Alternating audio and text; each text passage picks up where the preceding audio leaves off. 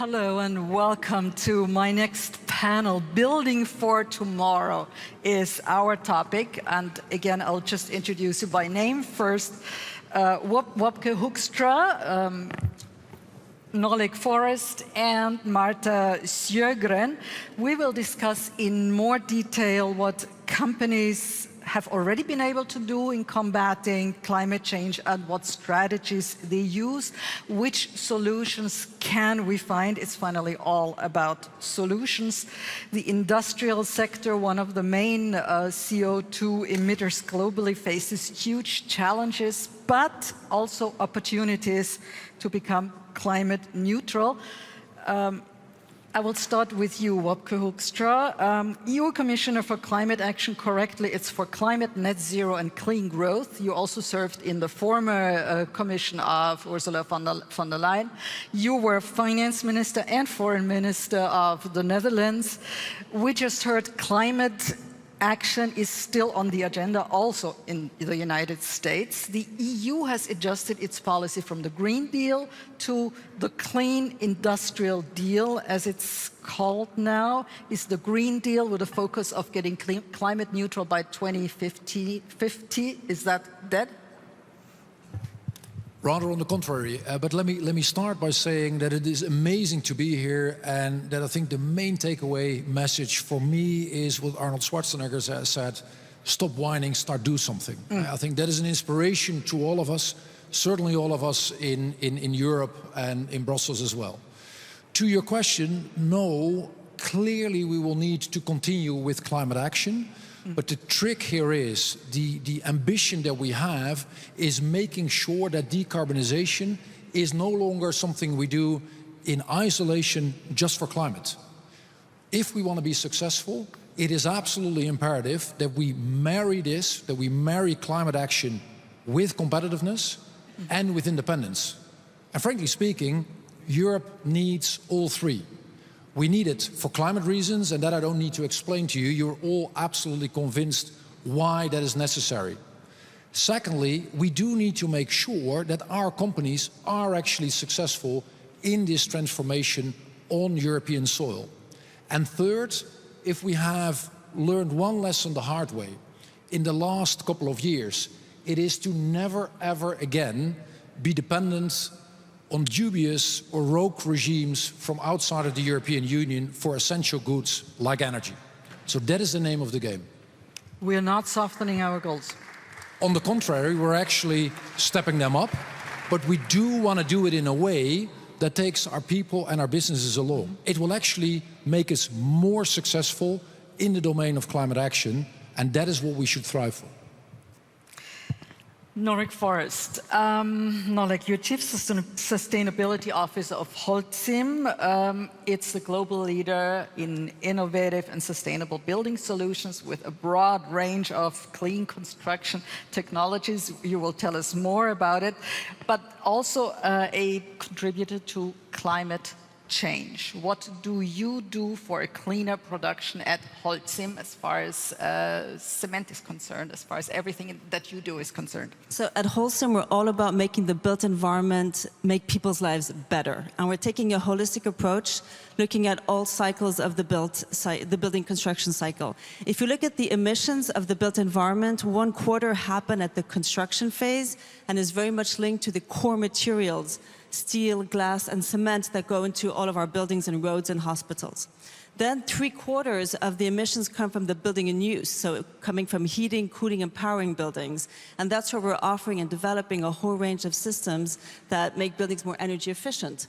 But ultimately, we need to develop solutions that create new builds, but also repair and refurbishment. We know that 80% of the building stock in Europe has already been built, and a city like Vienna is a testimony to that. So how do we take that existing building stock and make it more future-proof by refurbishing it to make it more energy efficient. And ultimately, at the end of use, we're driving circular construction to recycle as many building materials as possible back into new building solutions. So we're taking this cross-cutting approach across all parts of the building cycle.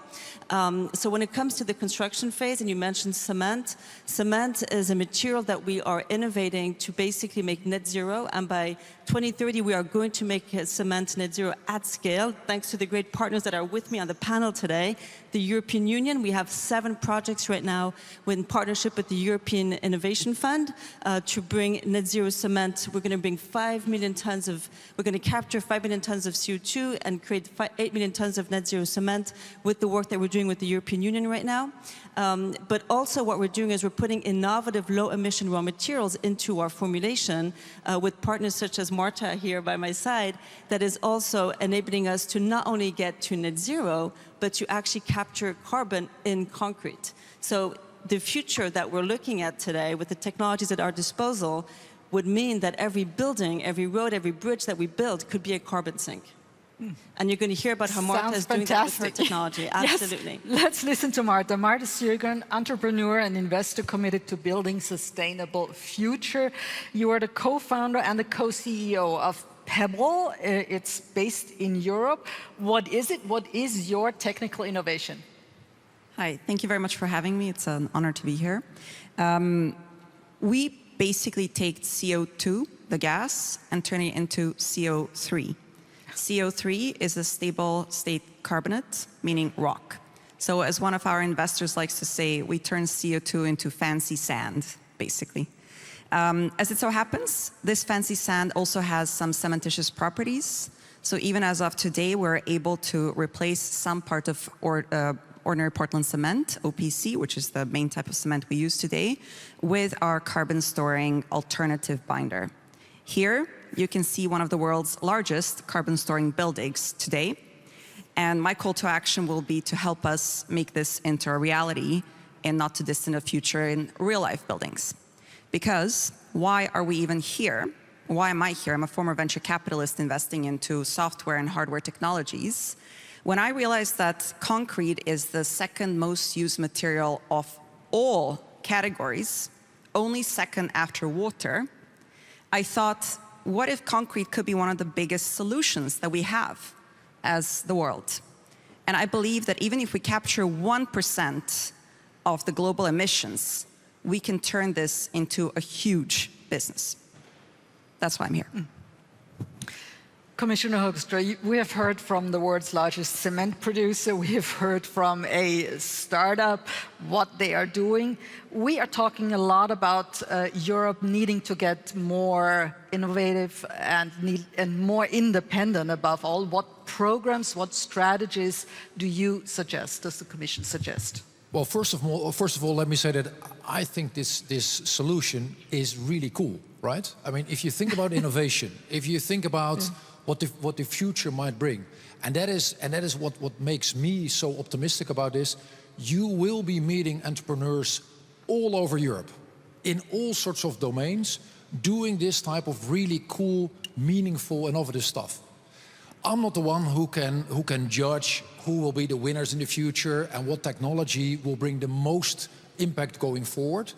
But the mindset that we're currently having is to sow as many of these things, be neutral, be maybe even agnostic about who will win, but create the parameters for success for these type of companies. That, in my view, is the name of the game. By the way, that is exactly where the clean industrial deal you were referring to comes in. It is meant for all companies, and it is, if you will, a business plan for Europe. But it is particularly meant for companies that we have here on stage. So heavy industry, extremely important, but also in a difficult stage of its development. And we need to make sure that they decarbonize, but are also successful in European soil.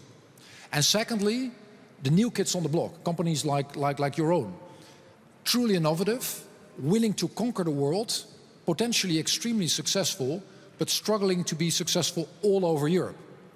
So what is it that we need to do? And I'm not going to give you the whole 50-page version, but I'll just single out a couple of the elements. Yeah. One is be way more ferocious about a level playing field. Competition is great, but it needs to be fair for our European companies, so no longer heavily state-subsidized products from outside.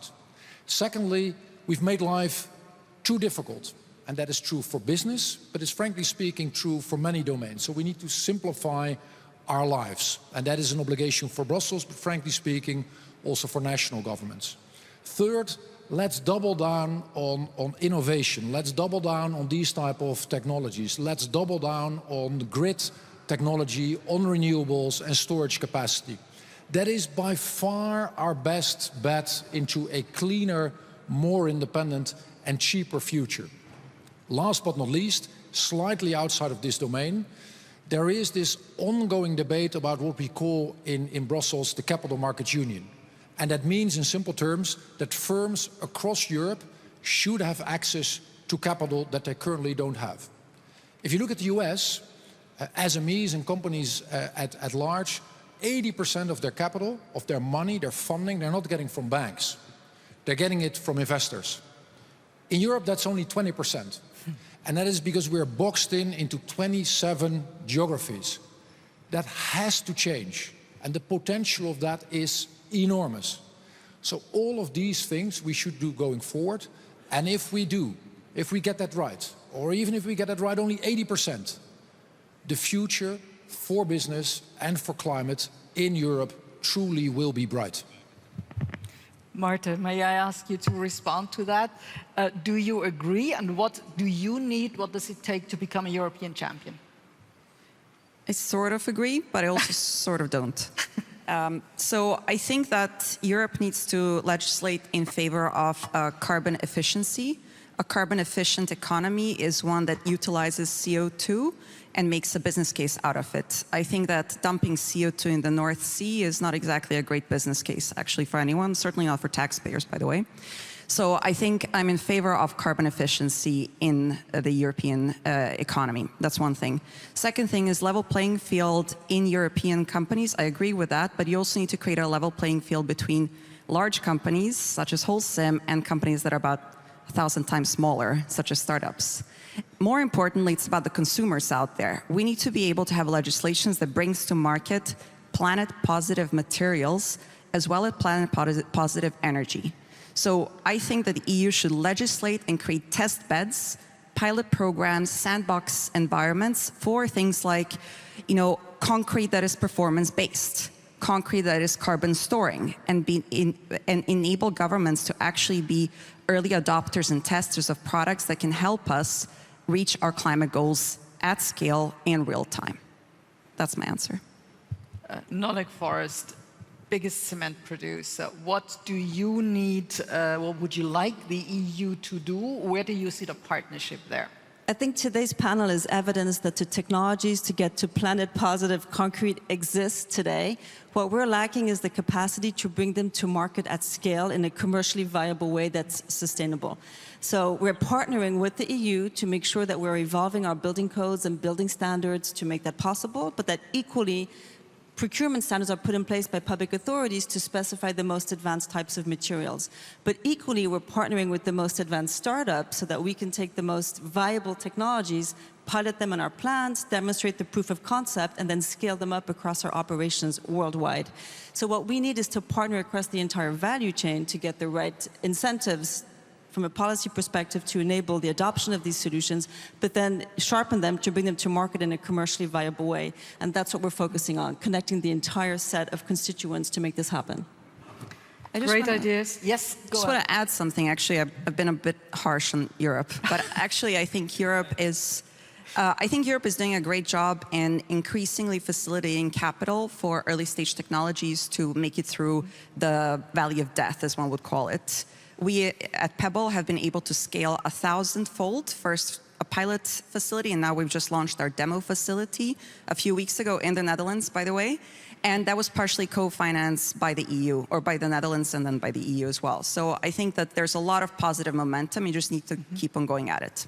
I'm going to add to that because we also are able to advance in our technologies thanks to 7 grants that we have across our operations from the EU Innovation Fund. So definitely heading in the right direction. So work to do, but we can do it. Yes. No, you're seeing we're solving all the problems just here on stage. That's really reassuring. Great. Thank you so much. Thank you, Marta Sjögren, Nolik Forrest, and Wopke Hoekstra. Thank you for joining us and for being here at the Austrian World Summit.